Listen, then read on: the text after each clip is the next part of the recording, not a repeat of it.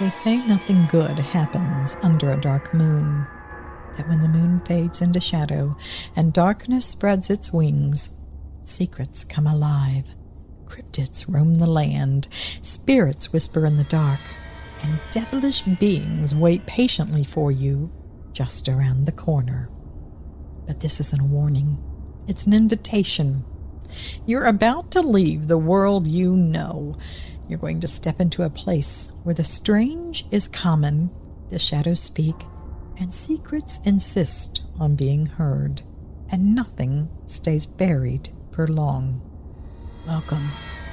Let's see what we encounter under a dark moon.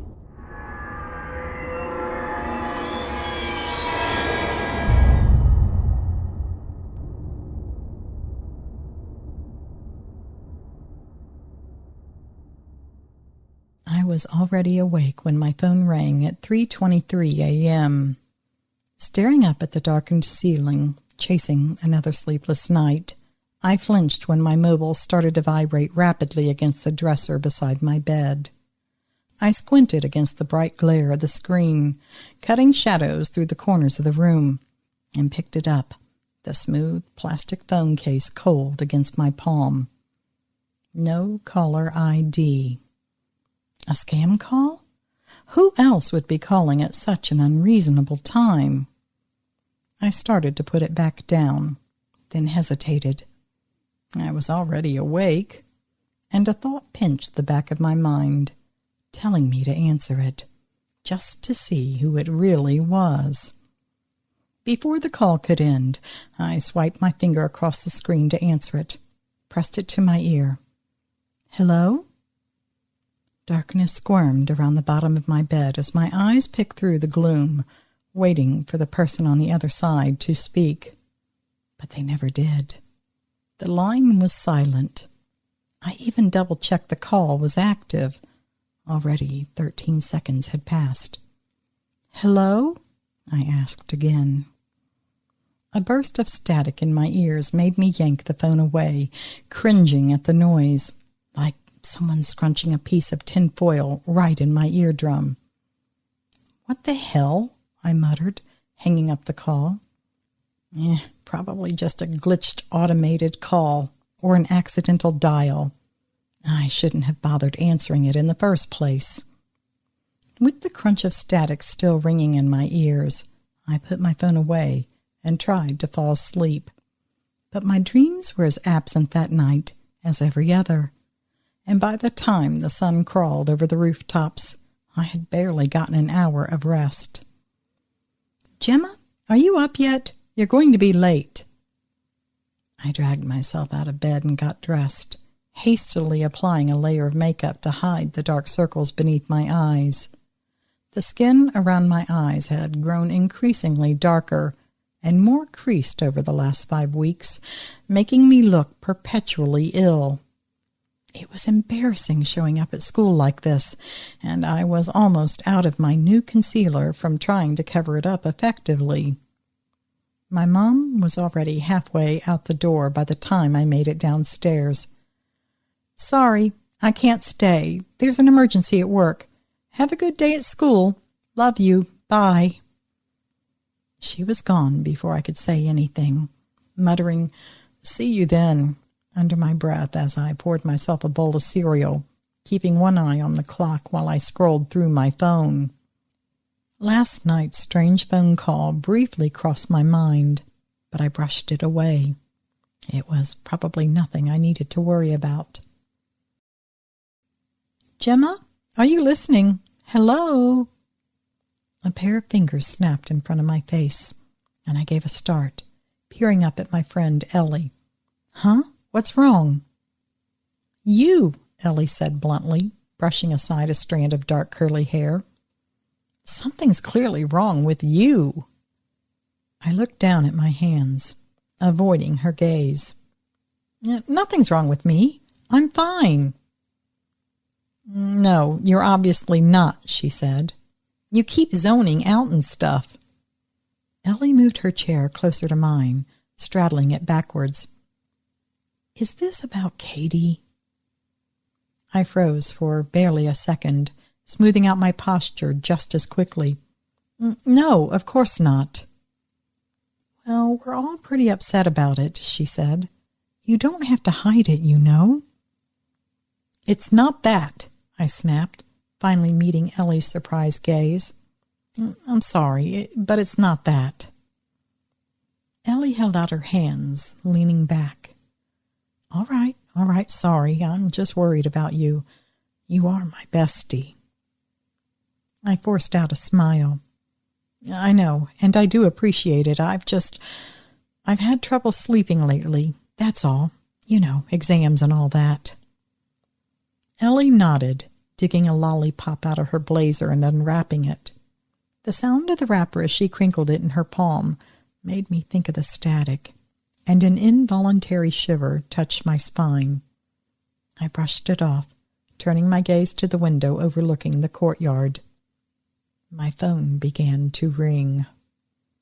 I reached for it, my heart beating just a little faster in my chest as I checked the screen. No caller ID. You gonna answer it or what? Ellie said, peering over my shoulder as I sat staring at the screen. I shook her off and accepted the call. Hello? Silence. No, not quite. In the background, I could hear something. More faint static, or the sound of something crunching and crinkling. It was too quiet to distinguish. Hello? Is anyone there? Just before I pulled the phone away to hang up, I thought I heard something else. A faint, whining cry, like that of an injured animal, or someone moaning in pain. I quickly hung up and put my phone in my bag, trying to control my breathing. Ellie's eyebrows arched as she pulled the lollipop out of her mouth. Who was that? Nobody, I said. Just a prank call. Ellie narrowed her eyes, but said nothing further. One call was an accident. 2 calls were weird, but probably just a coincidence. 3 calls? That meant someone was doing this on purpose. The 3rd one came the following day, while I was in the shower after school. I stepped out of the bath into a fluffy towel and was wringing the water out of my hair when my phone rang from where I'd left it on the side. Despite the hot steam curling against the ceiling, goose flesh immediately spread across my arms and legs.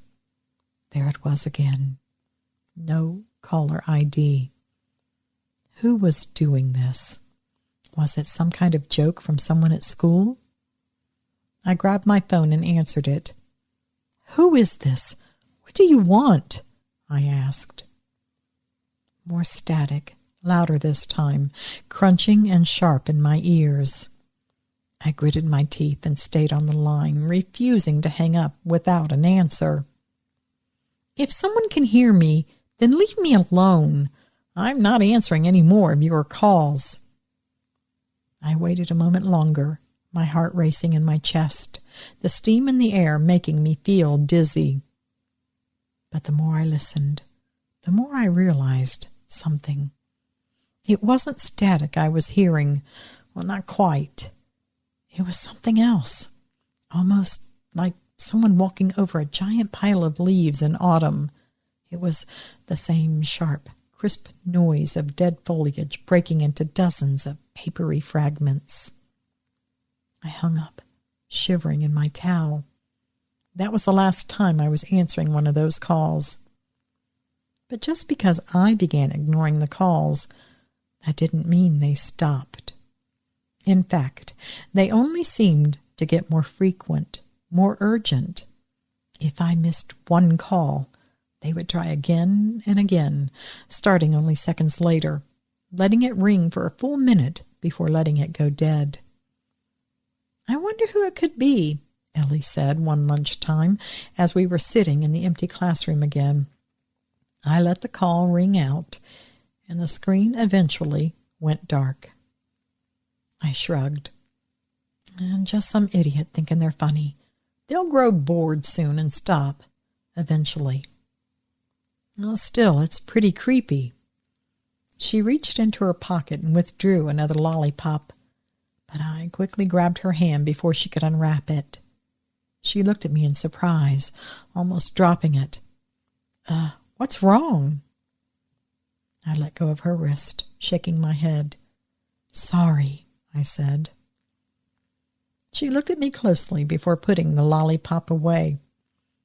Seriously, Jim, what's gotten into you? You've been like this ever since—" "Don't," I said. "I told you, it's not that. We're all upset about it too, you know. You don't have to pretend you're okay if you're not. The school's offering free counseling. Maybe you should drop by, just for a chat." I fidgeted in my chair, looking at Ellie.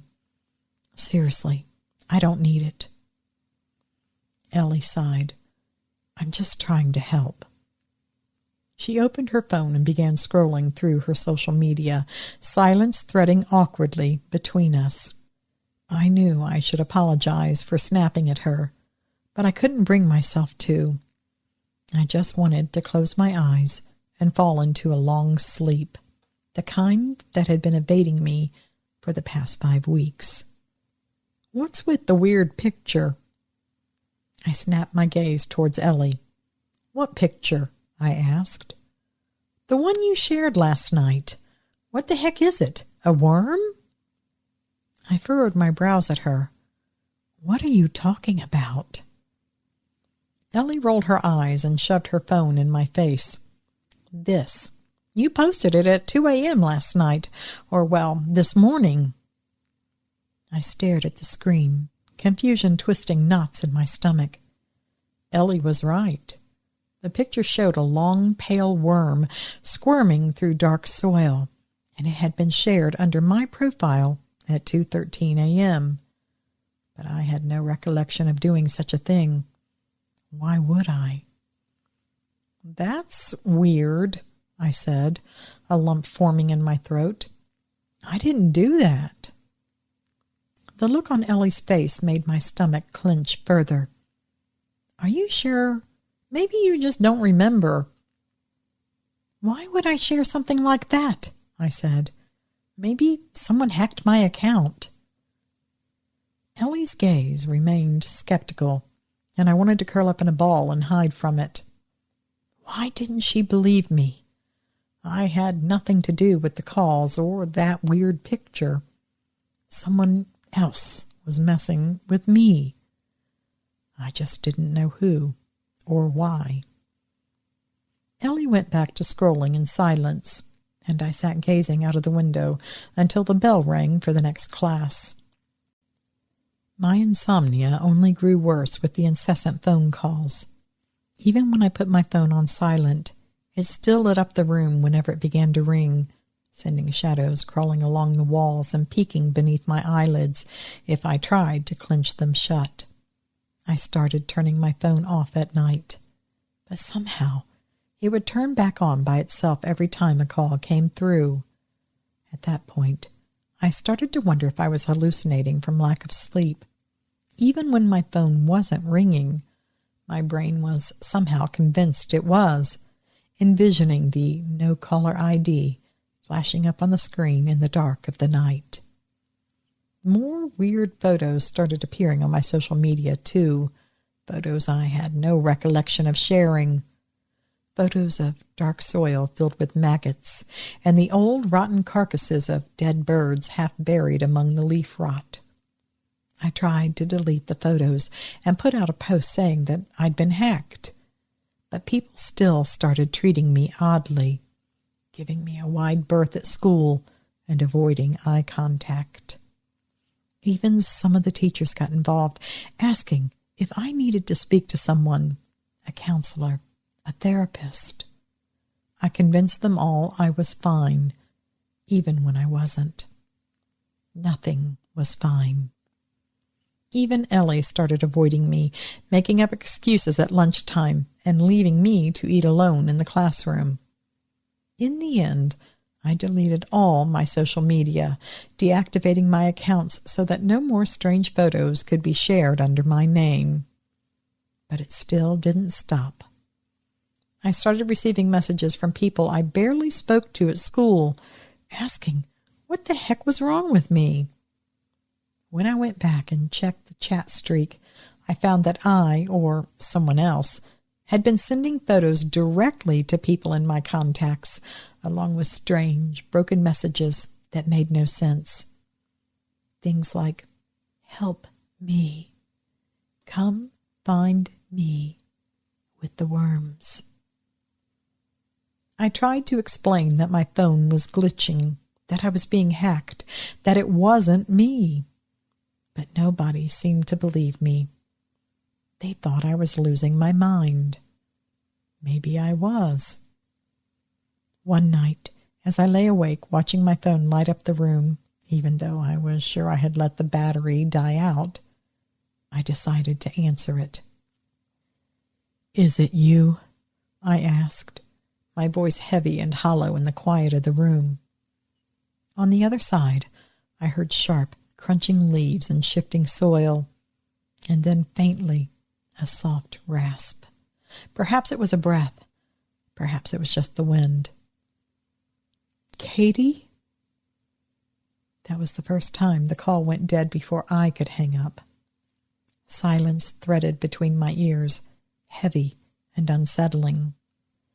I put my phone down and buried my face in the covers, trying to quell the ice-cold shivers running through my body. Was it really her? Was she the one calling me, sharing those photos, sending those messages? But how could that be possible? Katie was gone, wasn't she? I sat up, breathing hard. What if she wasn't? What if she was still out there, trying to reach out, trying to tell people? I climbed out of bed and got started getting changed, pulling on jeans and a black jumper in the semi-darkness. I had to know. I had to check. Creeping past my mother's room, I went downstairs and put on my shoes. Then I left the house. From the garden shed, I grabbed a torch and a shovel, and I shoved it all into a rucksack, slinging it onto my shoulder. Just like that night, 5 weeks ago. The woods were a 40-minute walk from my house, only 10 if you drove. The roads were empty, the night quiet. Nobody noticed my shadow on the sidewalk. I reached the forest without seeing a single other soul. As soon as I stepped beneath the trees, the smell of leaf rot and moss swirled through my senses. The ground was soft, folding beneath my shoes as I walked. I dug my torch out of my bag, switched it on, the sallow beam cutting through the darkness of the encroaching trees. Even though I hadn't stepped foot in these woods since that night, I knew exactly where she was. The tree was like any other in the forest, apart from one branch that looked exactly like a hand, complete with 5 trailing fingers. That was how I chose it, hidden in plain sight. With all the search parties they'd sent out, it was a wonder they had never found her. I must have covered my tracks very well. The ground hardly even looked disturbed, buried amongst a large pile of rotten leaves. Setting down my rucksack, I retrieved the shovel and began to dig. It was hard work, perhaps harder than the first time, without the adrenaline pumping through my body. But finally, the shovel hit something beneath the soil. A pale, glistening hand, fingers barely poking through the crumbling earth, glistening like maggots beneath the torchlight. She was still there after all. Then I noticed something else, something I must have missed that first time. The shiny pink plastic of a phone case tucked down into the soil beside her hand. I bent down and I picked it up. Somehow, even after 5 weeks of being buried in the ground, it still had power. I threw it back onto the dirt and smashed the shovel against it again and again and again, until the screen cracked and splintered completely into 2. I didn't stop hitting it until it was broken to dozens of fragments. Then I kicked it back into the grave, along with Katie. Nobody can find out what happened, I warned her as I began shoveling the soil back over her body and the broken phone. Nobody can ever know.